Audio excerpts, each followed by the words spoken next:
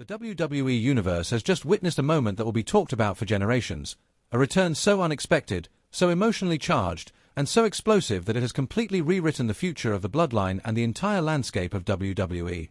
Roman Reigns has come back, but this wasn't the return of the cold-hearted tyrant or the calculating champion who once ruled with absolute authority. This was something different, something deeper. Roman Reigns returned not to reclaim power, but to restore a shattered legacy, to stop the civil war tearing his family apart, and to answer a call for help that was screamed through blood, betrayal, and desperation. The chaos began with Jey Uso left for dead in the ring after a savage assault from Solo Sikoa's merciless new faction, made even more dangerous by the presence of Tama Tonga, Loa, and Jeff Cobb. As Tama Tonga raised his fist for a final, career-ending blow, the entire arena was suddenly engulfed in shock and electricity when Roman Reigns' music hit. The crowd erupted with deafening screams as the tribal chief stormed the ramp, eyes locked on the destruction in front of him. Without hesitation, Reigns launched himself at Loa, spearing him through the barricade with such force that the entire arena felt it. Then came the moment of truth. Standing across from Jey Uso, the cousin he once banished, Roman didn't speak. He didn't need to. He extended his hand, and Jey, eyes filled with emotion, took it. In that instant, the brothers were united once again, and a piece of the fractured bloodline was restored. But just when fans thought the night couldn't get any more dramatic, Jacob Fatu, a man feared even within the Anoa'i dynasty, sprinted down the ramp and dropped to his knees in front of Reigns. The same Jacob Fatu who had once been Solo Sikoa's most loyal and brutal soldier, the same man who had helped enforce Solo's rise, was now broken. With his voice cracking, tears in his eyes, he looked up at Roman and said, "I was wrong. We need you.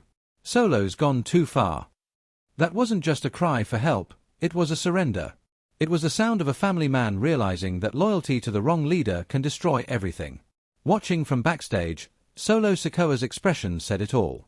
His fury was written across his face as the reality of the situation hit him. His empire was crumbling before his very eyes. For the first time, the once dominant faction of Solo, Tonga, and Cobb looked exposed, outmaneuvered, and outnumbered.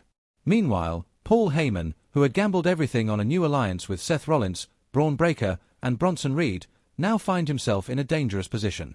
His entire strategy depended on Roman Reigns staying gone. But now that the true tribal chief has returned, Heyman's plans may fall apart before they even begin. And let's not forget Seth Rollins, the current holder of the Money in the Bank briefcase. With chaos erupting and power structures shifting, Rollins has the opportunity to strike, but does he have the nerve to cash in when Roman Reigns is back in play? Does he dare insert himself into a war that now stretches beyond titles and into the very heart of legacy, blood, and identity? What began as a quiet civil war has now become a full-scale eruption of loyalty, betrayal, and redemption. The bloodline has been reborn, but not as the empire it once was.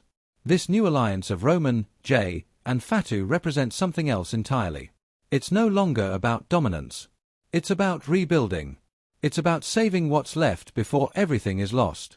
And for Solo Sikoa, who believed he could reshape the family in his own image, this is the beginning of the end. The tribal chief has returned. The true bloodline has risen. And the war for the soul of WWE has officially gone nuclear. If you're not watching now, you're missing the most powerful and emotionally charged storyline in modern wrestling history. Subscribe, stay locked in, and prepare for the fallout, because everything from here on out is going to change. Forever. The WWE Universe just witnessed an earth-shattering moment that no one could have predicted, a reunion so unexpected and emotionally charged that it left millions of fans stunned, speechless, and glued to their screens in disbelief. Roman Reigns has returned, but not as the cold, calculating tribal chief we once knew, and certainly not under the circumstances anyone anticipated. Instead, Reigns emerged from the shadows not to dominate but to unite, to stand beside a battered and blooded Jey Uso in defiance of Solo Sikoa's reign of terror. What followed was nothing short of historic.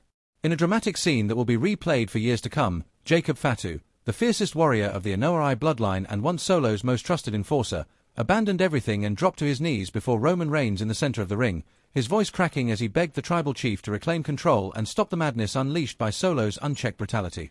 The emotional weight of the moment was palpable, as Fatu's desperation signaled just how far the bloodline had fallen into chaos.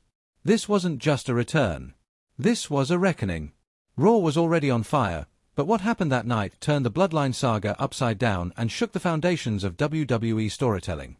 Solo Sikoa's brutal faction, composed of Tama Tonga, Loa, and Jeff Cobb, has been steamrolling every ounce of resistance, leaving destruction in their wake and extinguishing any remnant of unity within the Anoa'i dynasty. Jacob Fatu had once stood with them, had once enforced their will with unmatched fury, but even he couldn't stomach what the faction had become.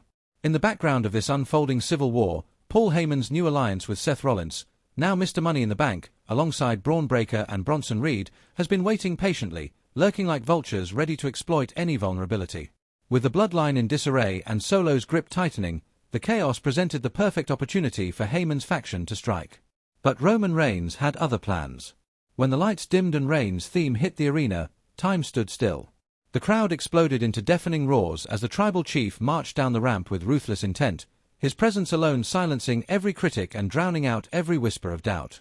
Tama Tonga, poised to deliver a final blow to a helpless Jey Uso, never saw it coming.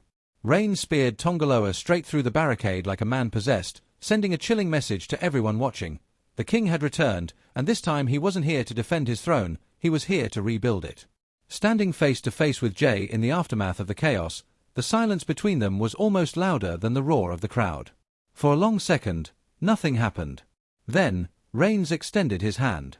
Jey, eyes brimming with emotion, took it without hesitation, and in that moment, the past was buried. The brothers were one again. But the drama didn't end there. Jacob Fatu, storming down the ramp in a frenzy, fell to his knees before Roman and uttered words that echoed like thunder through the arena. "I was wrong. We need you, tribal chief. Solo's gone too far." The raw desperation in his voice was unlike anything we've heard from Fatu, and it sent chills down the spine of every fan watching. Backstage, the camera cut to Solo Sikoa, his face twisted in fury as he watched everything he built begin to unravel before his eyes.